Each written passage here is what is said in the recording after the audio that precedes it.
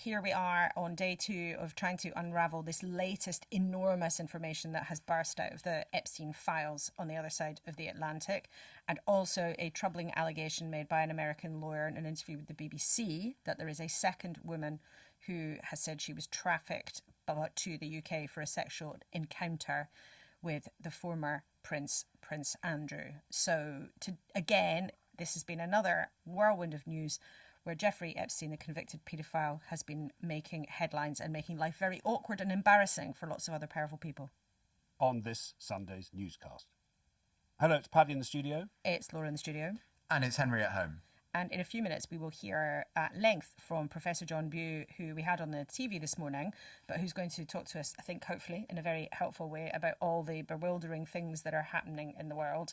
And he was the Chief Foreign Policy Advisor to Keir Starmer, to Rishi Sunak, also to Boris Johnson. So stand by for that, because he's a really fascinating guy. And the Fleet Street Knight and historian Max Hastings was on Radio 4 with me saying, the thing we're all talking about, the Epstein files, is a circus, it's a freak show, because there is so much going on in the world that we should be talking about more. Now, he was challenged for that view, but we are going to try and do both in this newscast. We're going to try and sum up what's happening with the latest release of Epstein files and talk to John Bew about the big picture that we're all living in.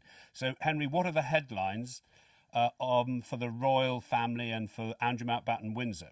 Well, there's actually two things happening at the same time. So from the latest files, there is this pretty grim but quite hard to understand without context photo of Andrew Mountbatten-Windsor sort of crouched over a woman.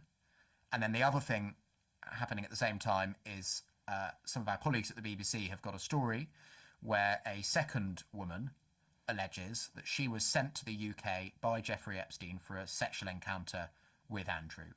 Her lawyer has told the BBC that she spent the night with Andrew, this woman who's not named, and that she was given a tour of Buckingham Palace.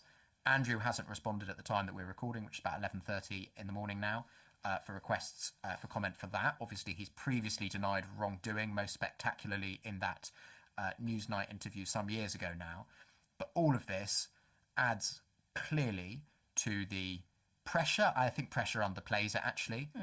Adds to the kind of deep, dark cloud which is hanging over Andrew Mountbatten-Windsor, and by extension, even though he's not really part of it anymore, the royal family. And the Prime Minister has, in his strongest statement on this yet, suggested that Andrew Mountbatten-Windsor should go and testify to Congress, which he said no to doing so far. And it was interesting, his cabinet ally, Steve Reid, who was with us this morning, not just echoed that, but he also agreed that anyone who had any information, including Lord Mandelson, should do the same and should come forward. Really? And I was quite struck by that, yeah. No, that's very central to how things are moving so quickly, because Rachel Maskell, the MP for York Central, who was one of those calling in Parliament for the former Prince Andrew to lose all his titles. Yeah. She was on Radio 4 this morning saying the Metropolitan Police need to reopen their investigation. You can't just drop an investigation when someone loses their royal titles. You've got to look where the evidence takes you. So it's all very troubling, hugely embarrassing for the royal family, even though they've already sort of pushed Andrew to the outer limits of their clan, of their, so, you know, he's meant to be moving out of Royal Lodge at some point. He's then going to go and live in this other royal property somewhere on the sort of outskirts of the Sandringham estate, we believe. But as you say, we haven't heard anything else yet from Andrew. We have, though, heard some more from Lord Mandelson. Now, he, of course, has always said he didn't do anything wrong apart from being friends with Jeffrey Epstein, which he now regrets. Remember, a couple of weeks ago, he told us he never saw anything untoward. But there are new allegations, Henry, aren't there, coming through the documents, this huge cache of information about his links to Epstein. Yeah, that's right. These documents, on the face of it, but there are bits of redactions and bits that are a bit unclear, suggest that Epstein sent Mandelson tens of thousands of dollars between May 2003 and June 2004. Now, those dates matter, actually, because at that time, Lord Mandelson was still a Labour MP. This was just before he left Parliament to become a European Commissioner. Now, important to say, obviously, Laura, you spoke to Lord Mandelson a couple of weeks ago, more generally. and he gave his response and a sort of apology for his relationship with Jeffrey Epstein then.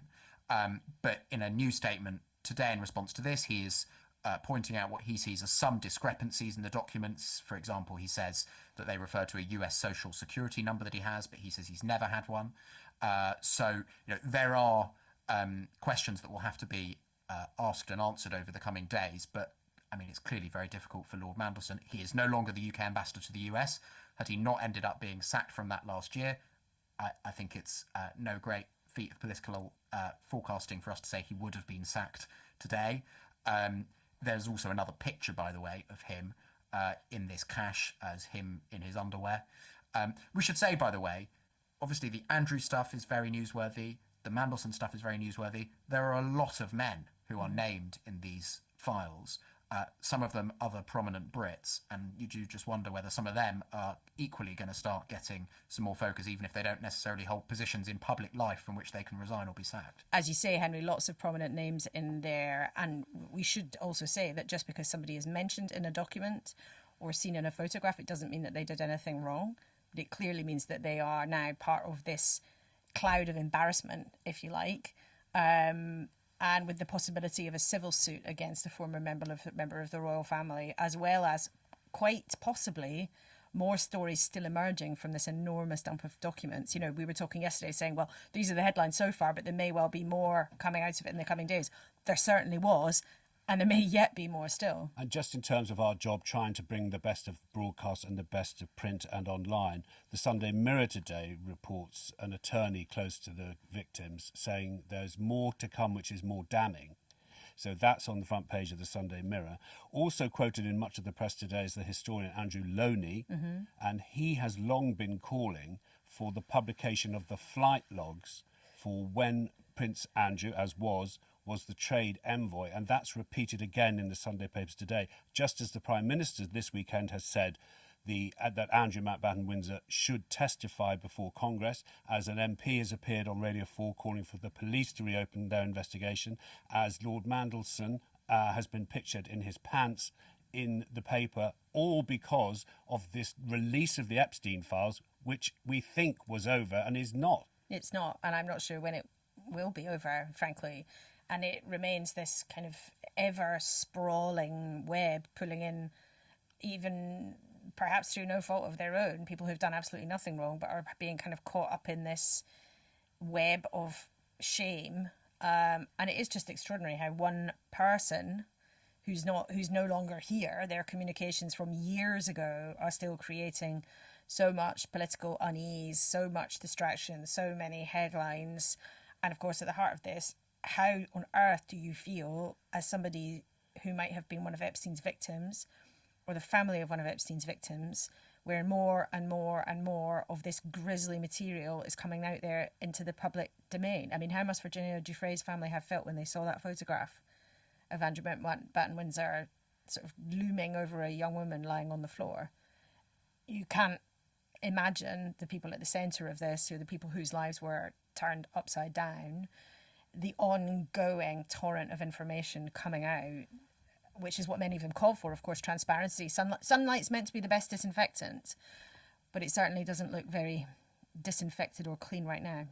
As promised, Professor John Bew is here. He was the chief foreign policy advisor to 4 UK Prime Ministers. He also worked on UK security reviews and strategies. Now, he's been on the telly box already with Laura this morning, but he's back now at length. Thank you for coming. Thank you very much. Happy to be here.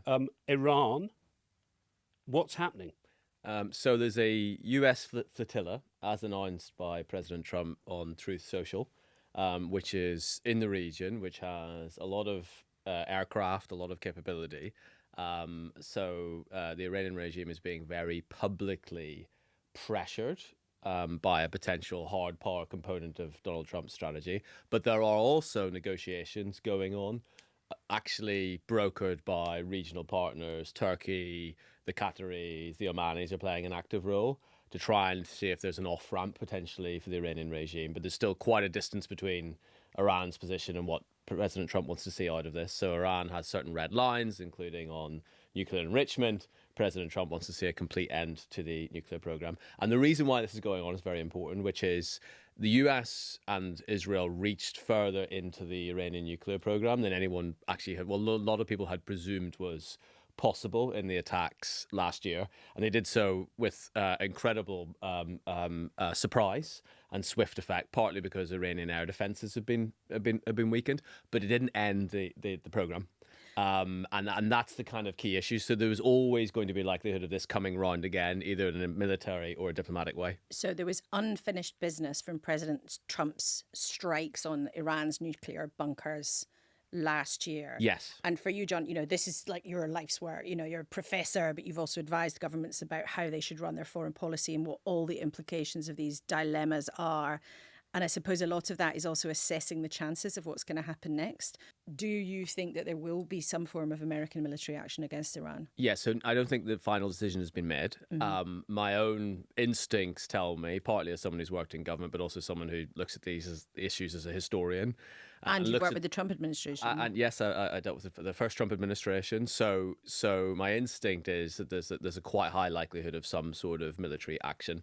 That there's still a potential for diplomacy, still a potential for an off-ramp. You see two things simultaneously with President Trump. One is a willingness to use US military power in swift and decisive ways, not to do forever wars, Afghanistan, Iraq, long campaigns, but to use this military force. You've seen it in Venezuela, you've seen it in Yemen, you've seen it in Nigeria, you've seen it in Iran. On the other hand, you have President Trump, and these two things exist in the same brain, who's yearning for a Nobel Peace Prize and believes in himself as a deal maker. And the two things I think you've got to understand coexist in the same strategic brain. So as you look at that situation, is there a potential off ramp? There is diplomatically, but it requires a humiliating climb down for the Iranian regime, which is on its knees, which is very weak, which has a hell of a lot of internal problems as well. I was going to say that it's very difficult for people to live. They don't have enough money, the Iranians. The regime's thinking of sprinkling them with money. They're in such trouble. But where do British interests lie? Does this government differ from the previous Conservative administration in basically backing America over Iran? No, I think the previous Conservative administration was aligned quite closely with the Biden administration's position on a robust position. And in fact, in some respects, although we didn't necessarily have the wherewithal to bring it about, there were times when in the previous Conservative government, the UK position was actually more advanced than the Biden administration's position on robustness. So we were more Iran. hawkish than in some respects, yes. No, we obviously were very careful with our relationship, not to go over across our skis. You saw a little bit of that pattern on Ukraine as well, when we're a little bit more advanced. By and large, and the Prime Minister's been quite clear about this in the last few days when he was asked about this on the China visit as well. The UK position actually is, there's no love lost for the Iranian regime. Yeah. What it's doing is diabolical, and there's no world in which we can accept Iran having nuclear weapons. The question is the method and the means by which you get there.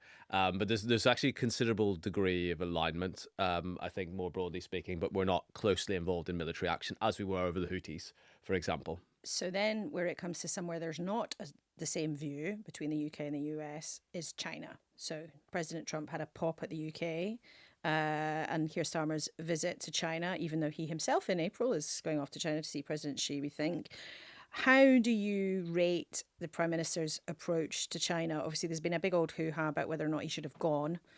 Dialogue, of course, many people, you said to us on the TV this morning that you have to have sort of dialogue going on. But how do you see the government's positioning on China? So here's a really strong case for dialogue. I think it's very important for people to understand. When we weren't engaged in dialogue with China, our key partners in the region, let's put aside the United States for a moment, let's say the Australians, the South Koreans, the Japanese, urged us to have a strong diplomatic relationship at leader level. Because the only way you get into a message into the Chinese system, or you show your solidarity, or you show your concerns, is to deal directly with Xi Jinping. So no one who shares concerns about China in the region thought it was a good position for the UK to be in, where there was such a freeze in relationships. Okay. I said on the TV, I wouldn't want to restate it again because it's actually really very important. I think it's slightly disingenuous to say, oh, this great diplomatic act has got us out of the deep freeze, because the problems in UK-China relations where there may be things that we did that we're taking issue with, are not at UK source. There are things that China did that threatened our security, that were concerns around espionage, were concerns about Hong Kong, the treaties to which we were party to the agreement. So let's set those things down there as well. Then the question is what the engagement achieves. Now, having been in number 10, there's a completely understandable but slightly crass thing you do, which is to basically measure these bilateral meetings in terms of metrics like inward investment, et cetera, et cetera. Press releases. Yeah, and press releases. And I kind of get it, and it's to feed you guys, I'm afraid. Because it's Law's fault. I mean, Henry, Lots of things are. Henry, are you imminent on this? Is this a success for Starmer, the kowtowing, as the Mail calls it? I think he'll be reasonably pleased with how the past few days have gone, for sure. I mean, he was never going to end up with the Mail enthusiastically endorsing what he did there. And from the start of the trip, indeed, from some time before, the Conservatives had taken a position that he shouldn't have been going. So if you start from the basis that he was going and therefore was displeasing them, I think they'll think the past few days have gone fine. I think the thing that hasn't necessarily worked for him is the sort of attempts you see in every one of his interviews to say, well, yes, I am here, but while I'm here, I'm specifically addressing the cost of living back at home. I think that's a sort of relic of the 2026 that Keir Starmer and his team hoped that he would have, but which world events way beyond China have conspired to deny him, which is a year in which he gets to focus relentlessly on the domestic cost of living. And I'm actually curious with John here. I mean, one of the things that has been talked about a lot in Keir Starmer's time in office is that he's spent so much time on foreign policy.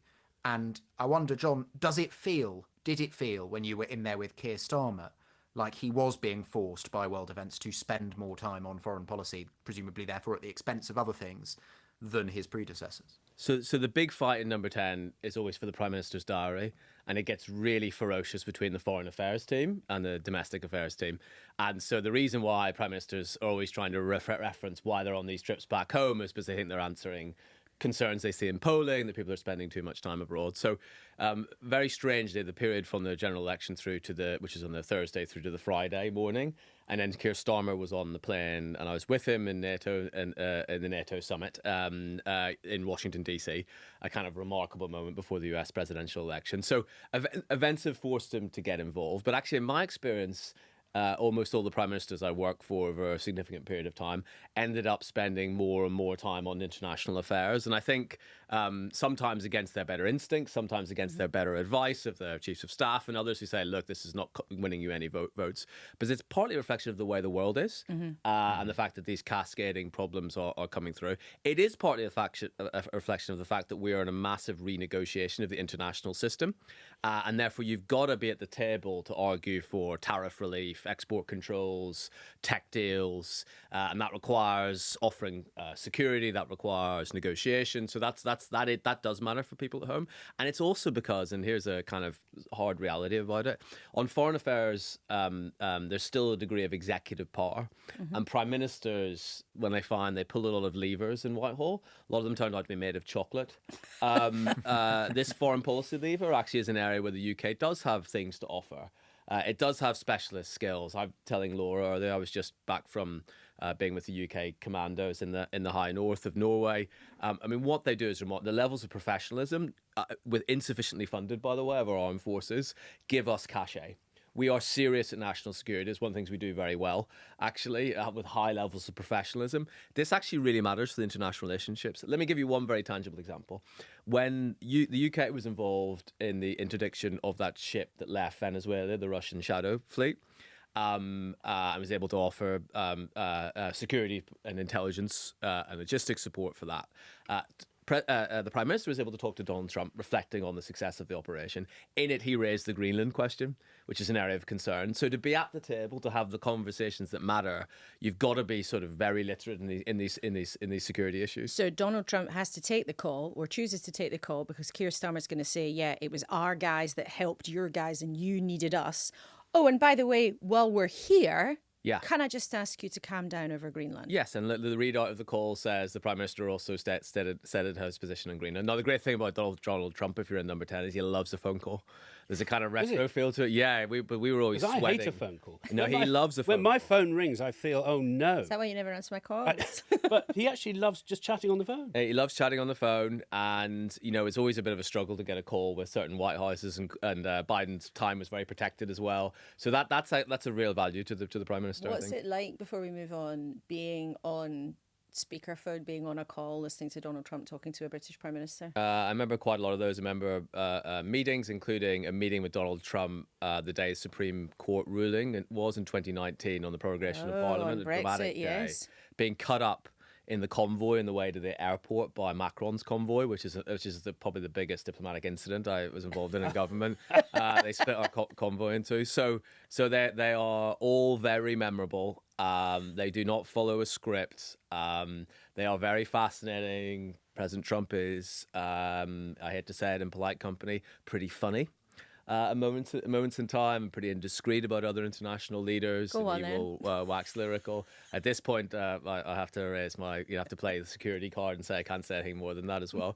So they're memorable occasions. I remember listening to one in particular in the outer office of the PM's room. I won't say which, in which there was a long conversation about history. And maybe if I publish a memoir in 150 years, possibly I'll say. I mean, can I do what I often do, which is steal something that Laura said? So in the moment, newscasters, when we're talking about what we're going to say, Laura said we must ask John before he goes what it's like working for 4 administrations. So given that Henry's listening and Laura, you're here, John, can I say as the generalist here, I've learnt by watching this Labour government that governing is hard. And I think they've learnt that. They've looked to the whites in the eyes and they've learnt something they didn't know in opposition. Yeah, so at one level you're in there, you have a kind of, in number 10, have a kind of Saram's eye perspective on government. So you can kind of see the whole. But you also have to extend the metaphor or mix it up a bit. You have cataracts because you're in there and it's very hard. And people say this all the time, not to get consumed by the daily grind. Mm-hmm. And so what do you do in a advisory position like mine? You start with a lobby brief in the morning. You're clearing stuff that goes out in the Prime Minister's name. You're preparing for PMQs. You're occasionally doing a negotiation. You're going to cabinet meetings. It's a grind. And leaving government and being an academic historian, it really it affirms to me just how important it is for deep think to be done. Now, you can't do deep think when you're in there. So therefore, you've got to be open to external voices. You've got to have proper plans. And here's what I really think about this, and I think this is absolutely crucial. I think the British people keep on giving their governments actually pretty large mandates. It's remarkable. Yeah, really big argue majorities. Actually, to a certain extent, it's actually remarkable in British history. So it's like, here, you guys have the keys, give it a go. What is missing, and this is a very difficult thing in politics, but I think needs to be done. If you look at the manifestos for those elections, they are stakeholder documents. Different MPs say I've got to win X, Y, Z seat, and there's sort of restatements of previous positions. I think the next mandate goes to the government or the government in waiting with an absolutely clear plan. Now, planning is something that's gone out of fashion in this country because we're a laissez-faire free market state in our own self-image. Everyone we're competing with around the world and anyone who's growing or strengthening their security are doing so around plans. Now, plans are tricky, plans are difficult. We don't do central Keynesian state planning. Yeah. But I think that sort of science and art of planning is the absolutely fundamental basis for political success. And that's missing at the moment. It's very hard to do. It's missing at the moment. So even if you had the best laid plans and you can't generate growth, you're in a real difficulty, right? It's really interesting. And you say that also as a biographer of Clem Attlee's, one of the things that you know an awful lot about. In terms, just before we let you go, there's a couple of specific things I want to ask you about Ukraine. So during your time working with the government, it was probably the biggest foreign policy event that happened. We're hurtling towards a 4-year anniversary. What are we to think? There's all these on-off diplomacy. Is it happening? Is it not? Steve Witkoff goes over to Moscow. Trump says, "Oh yeah, all could be done." Zelensky pops up. What are we to think is really going on? So there's a kind of a pattern for each of these moments in which President Trump says we're about to have a breakthrough. So I'll start with some engagement with Witkoff primarily in Moscow and a bit of back and forth. Then there'll be a sort of European scramble to put bones on the proposal to make sure that they're not too weak in areas. And then it goes back to Moscow with the Americans, and the Russians say the Europeans are spoiling. So what I really think is that, I mean, some of the Russian casualty figures, by the way, which were released this week, are just remarkable. It is unthinkable going back to the start of the war in 2022 that Russia could have accepted such high levels of casualty rates. Yeah, something like 1 million in terms of overall casualties. Inconceivable to me at that moment in time. And yet that seems to cause little difficulty in Putin's calculus, who will think, notwithstanding this cost, that he is winning over this period of time. Now, I've been on a government a year. In that time, everyone kept on saying, like, the small, strategic, important town of Pokrovsk was going to go. This is sort of back and forth. So it's snail's pace progress, but it is progress on the Russian side as well. That's the first thing, I think, very important. Secondly, I think there's a little bit more in the negotiations now, and a little bit more seriousness. So what I hear is the work on security guarantees for Ukraine is more mature. That may require some very difficult territorial issues over Donbass as well. So I'd say the diplomatic process is ratcheted up, and I wouldn't completely rule it out. I still think, though, the gulf between Putin's view of Ukraine, which is pure subjugation in various forms, and a kind of reality of an acceptable peace, is still pretty significant. But wars don't go on forever. Remember, at the start of the war, Putin went for Kyiv and thought he could take Kyiv. And even it's not military march to Kyiv. It's about establishing whatever comes after this period of war and conflict, some way of controlling Ukraine's future. That's the essence of the fight, which is, by the way, there's still a hell of a lot to run in this story, and it may be a generational struggle. Really a generation. And it may last longer than that. Doesn't mean the war will continue at this pace over this period of time. So there's a certain cleanliness to the Western political mind where we like to wrap things in a bow or presume land for peace, or I suspect this thing is, and I'm from Belfast. I grew up with the backdrop of the Troubles, and 3,500 people died. The long tail and legacy of that. But think about the levels of casualties in Ukraine. The people forced out of their homes, mass migration. Children taken, and we just see the tip of the iceberg of the social, political, long-term effects of that as well. So, I mean, the depressing way I'm answering your question is that history has a long way to unfold. It's you've actually schooled me in a way, because I now remember all the Ukrainians I speak to say, guys, this didn't begin 4 years ago. This began in 2014. So it's absolutely important that you've been able to join us today. Can I ask you about the Chinese mega embassy? Because if people might obviously, we talked about it a bit on TV this morning, and it's been one of the huge controversies around the government's decision making. They have said they're going to allow this mega embassy to go ahead. They've been much criticised by the Tories and others for doing that. So you'd left Number 10 by the time that decision was taken. What would you feel like if you were still in the government and they decided to go ahead? So we were just a minute ago talking about how difficult government is. And one reason government is difficult, if you take, say, energy policy, is because of decisions taken perhaps in the 50s on nuclear, through to the 60s, through the 70s, etc. So oftentimes you're dealing with things that are imperfect and challenging.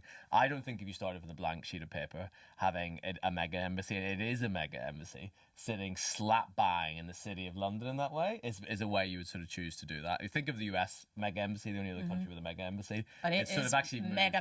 It's mega, but it's in sort of condos in the centre of Battersea, right? It's a kind of it looks like a sort of suburb of DC.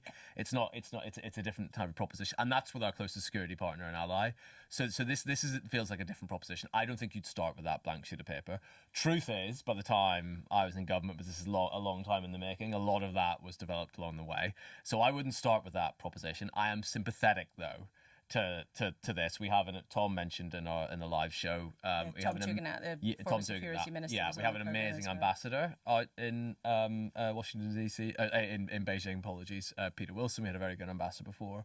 Caroline Wilson. Caroline They Wilson. related? Not related. The Wilsons? Not related. Harold Wilson. You have to be a Wilson or a Rycroft to work in the Foreign Office. And look, they will say part of the quid pro quo is our presence there was crumbling a bit, and we need our own diplomatic presence elsewhere as well. I just don't think you would start from this proposition. And again, as I said in the live show, what happens if we're in a really sticky situation over a Taiwan contingency, South China Sea?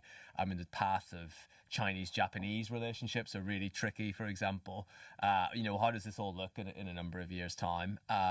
So I say you don't start from this position. However, having been in the difficulty of government, it's a kind of fine balance dilemma. dilemma, to be honest with you. And I'm not unsympathetic to government proceeding, given where they were when they picked up the chalice. And last thing, if we can ask you, I just wonder from a foreign policy point of view and in terms of what's going on in America and dealing with them, the Epstein bombshells that just keep coming that we were talking about at the beginning of the programme, what effect do you think that's having in Washington? I mean, it seems to just preoccupy everything. Have they got time to think about anything else? Yeah, I mean, I think it's hard to... I spend a lot of time in the US. It's hard to underestimate how much news coverage this is consuming. I think the thing about it, the reason why it's quite hard to draw very clear political conclusions is that it covers the whole range. So you have Democrat grandees, you have liberal establishment grandees, you've got President Trump and people adjacent to President Trump and the Republican side of things. It is a kind of a remarkable spider's web style network. Secondly, it just keeps coming from the Justice Department. So it's this sort of rot. And what kind of worries me about it in political terms, apart from the gruesome nature of the thing itself, is just how deleterious it is to sort of public trust in politics. And the kind of role of money around that as well. And that's part of what's going on in the US as well. The man presiding over the release, albeit late, the Deputy Attorney General, has said from the podium, we're never going to be able to satisfy the hunger for this stuff. However much we release of the 6 million, they've released 3 million, we're never going to get there. And he's the Deputy Attorney General releasing it. Yeah, I mean, the thing is about these conspiracies, they end up being worse than you think. I mean, this is the challenge here.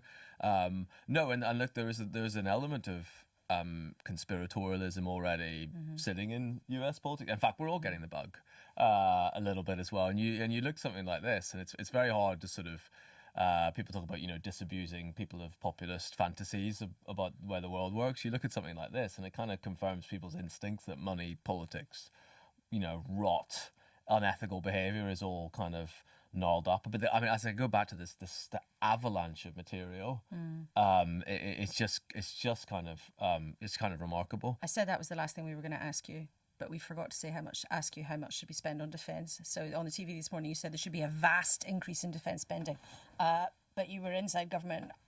I would assume, therefore, arguing for more. But how much do we need to spend? That was a bit cheap of me because it's very hard in government, so it's very popular. It's very easy to say. Say what you think. No, I can say that out of government as well because it's hard, and there are trade-offs. And the Prime Minister in our system is presented with the stack.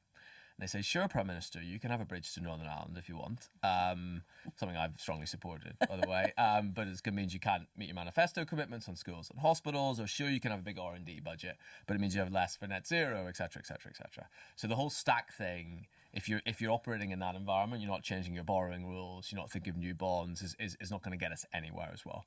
I also remember having got a significant increase in defence spending and being involved in lobbying for that internally as well, I think on sort of 3 occasions. The frustration that happens when you kind of sit down with the MOD and say this is what we need, and then inflation just bites a massive part out of the budget, which is what's happened.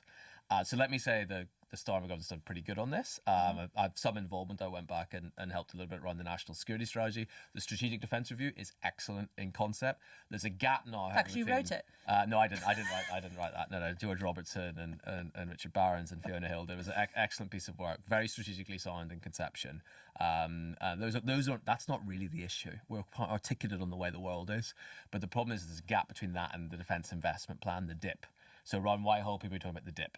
And that's been eaten away with inflation. And just to meet the current programme of record, it's going to be extremely difficult. And having been around this boy 3 times, now into the 4th time, and looking at the way the world is, I think we are now really, and it's so easy for me to say this, outside number 10 now, we're now really at the edge of sort of plausibility. So the truth is we have a genuinely brilliant professional armed services. I've just been out with them in Norway.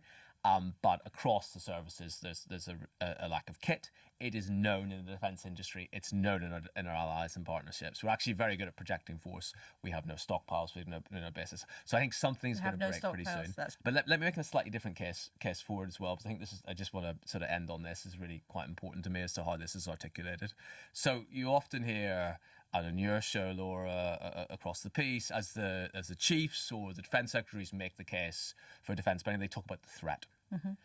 we need to respond to the threat.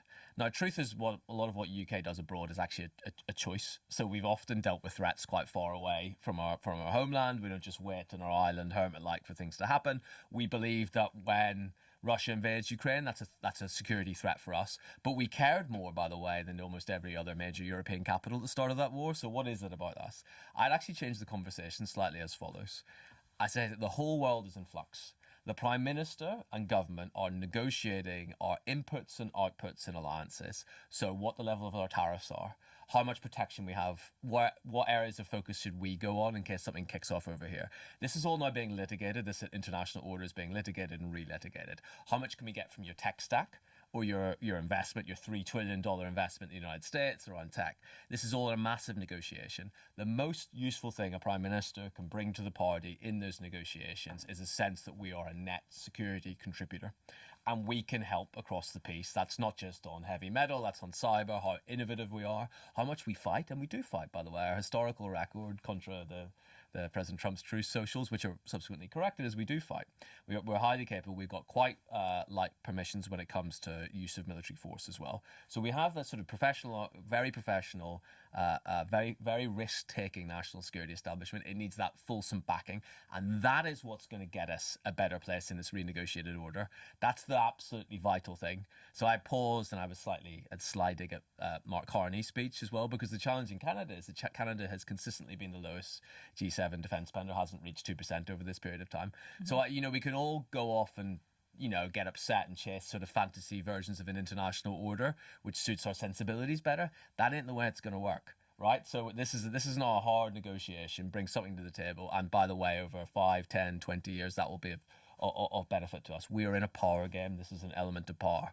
Some financial power, some cultural power, but military power, national security powers is absolutely vital to making ourselves more secure and more prosperous. And I think that it's a longer, more long-winded way of answering the question, but it's actually what I fundamentally believe. And I think that sort of thing is that the consciousness of that reality is done. I think the Prime Minister understands it, to his credit. I think the Prime Ministers I work for increasingly understood it over the course of their time in government. Who's the best you work for? Oh, I can't say. They all had their different strengths. I did an interview, longer form interview, recently about it. They all had their different strengths. I said that Rishi Sunak was unquestionably the most professional and slickest number 10, but in remarkably bad political circumstances. Working with Boris Johnson over Ukraine was an incredible experience, and that was genuine leadership and risk taking. As a biographer of Clement Attlee, it was important for me that I also worked for Keir Starmer, and when he talked about country ahead of party on the steps of Downing Street, I was very pleased that one of the speechwriters told me it had actually been lifted from my Attlee book. So it was all a great privilege, and genuinely. And it was Attlee wanted the bomb. Attlee wanted the bomb, yeah. The Labour bomb. He had to hide it from the Chancellor, though, so there's a lesson learned, secret subcommittee of Cabinet. To get the atomic weapon. To get the atomic weapon, yeah. And my other favourite fact of that is that Ernest Bevin had 3 pints at lunch when he came back into that meeting, and said, we've got to have this thing over here.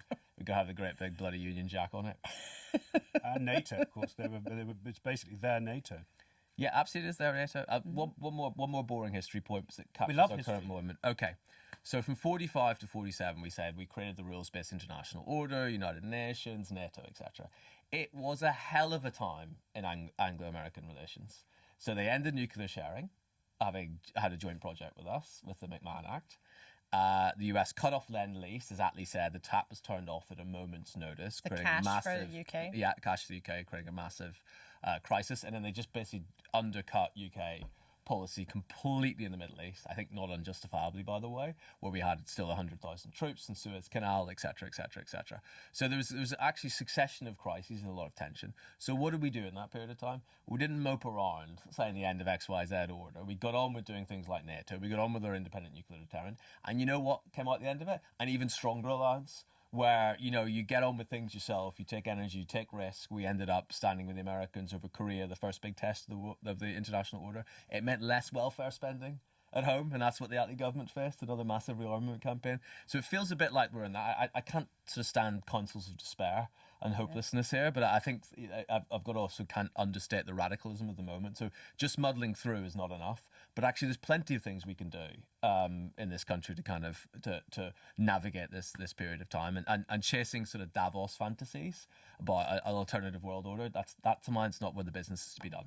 So credit for Keir Starmer for maintaining the Trump relationship. I think it's vitally important. In 3 years' time, you could have AfD in Germany and Democrats in the White House and Front National in Paris as well. So just making short-term political bets do not work. We're in, I say, this great disruption in British history, and finding a statecraft that adapts to that, I think, is the key. John, it's been great to listen to you at length, and we're really grateful to you for your time. And I'm sure there'll be lots of newscasters who think I feel more informed and also more stimulated, and you've given us lots of different ways to think about the world. So thanks so much for your time. Thank you. It's very enjoyable, therapeutic. Oh, good. Oh, well, we like that. All comes to the licence fee. The doctor will see you now. Henry, a lot of people who've been close to the coalface always say the same thing, that it's very difficult, and also there should be more long-term thinking. Yeah, well, politics conspires against long-term thinking, doesn't it? Especially if we're in an era where, as John said, you have different parties being given pretty overwhelming mandates, at least in parliamentary terms, but it tends to be different parties from one election to the next. I think what really struck me, and I don't know about you guys listening to that, is obviously totally fascinating, head-spinning in some ways. Clearly, someone who's been so close to this believes we are at a huge pivot point in diplomatic history and how the world order works. But, I spend most of my time talking to MPs who might appreciate the significance of that and might be, frankly, pretty daunted and scared by that, but didn't come into politics to engage with that, especially at the moment where 400 odd of our 650 MPs are Labour MPs, most of them new in 2024. They came into politics to spend more money on public services. And actually, that is something that is potentially being made harder and more complicated by all the things that John just described. So I think you kind of have politics operating on two levels, and you see some of the friction there, which is that Keir Starmer and members of his government are dealing with some incredibly complicated global issues which have no right or easy answers. But that is making things harder for him domestically, with MPs who don't necessarily have much patience or indeed engagement with the kinds of things that John just talked about. And also the public, quite understandably, normally votes on things that affects them much closer to home. Of course, that's the natural way. People, of course, care more about what's happening in their lives rather than what's happening around the world. But as we saw with energy bills in Ukraine, what happens thousands of miles away can have an almost immediate impact in our own lives. So it is one of these, it's a real dilemma, always has been so, but maybe right now it's one of those moments in history where that tension between foreign policy and policy at home is more acute than it's been so far. Also, what's interesting from this morning's news, moving on from our conversation with Professor Bew, which I expect might get quite a lot of attention, we spoke to Zach Polanski, the Green Party leader in England and Wales this morning, and we talked to him about all sorts of things. But newscasters might know, if they've been paying attention, they have a policy where they want to legalise all drugs. They think there should be a public health approach to drugs, is the way that they express it. But as politicians do get asked about their own habits, their own past, we wanted to find out whether Zach Polanski is coming at this policy as somebody who uses recreational drugs. Prime ministers have been asked about this, so it was pertinent to ask him that question. He said he never had a drop of alcohol, never tried any drugs at all, and I wouldn't be surprised if there's quite a lot of news people will listen to that, find that an interesting thing, because it tells us something about who he is as a person. Yeah. This is what he says. You say there that the Prime Minister joked about using drugs at university. Did you? I've actually never taken a drug in my life or even drunk alcohol, but I still don't sit here as the fun police. I very clearly believe people should be able to do what they want to do. It just wasn't for me. But this is about the system change that we need. This is about what is happening from government that is clearly having a hypocritical approach when we've had ministers, both from the Labour government and the Conservative government, who have openly said on record that they've taken drugs, yet they're incarcerating, i.e. putting in prison, people who have taken drugs, and very often, again, it's disproportionately young black and brown people. Not a drop, Henry. This is a political leader who's had not one drop of alcohol. Which is interesting. Some political leaders are big drinkers, some aren't. I think actually overwhelmingly far less so than perhaps in the days of political leaders who John Bew was writing biographies of. But I think, the reason that Zach Polanski ended up saying that to Laura was asking him about his policy on drugs, which is essentially mass legalisation. And if the Greens continue to ride pretty high in the polls, certainly by their historical standards, then I suspect that is something we're going to hear much more about, especially from the Labour Party, because Keir Starmer seems to want to use that as an attack line on Zach Polanski. Yes, that's what took us into that conversation, because Keir Starmer said he's high on drugs and soft on Putin, and that made Zach Polanski very cross indeed. But yeah, Henry, you're quite right. That's what led us to then ask him about their drug policy, which was interesting to hear about. We've talked for quite a long time, haven't we? We've done a lot of listening today, Paddy. Maybe we've done more listening maybe than we normally do. Maybe we ought to do a bit more of that sometimes. Well, actually, that reminds us of the newscaster. That's what newscasters do every week, for which we are increasingly grateful. So we say thank you very much indeed to the newscaster, and goodbye. Goodbye. Goodbye.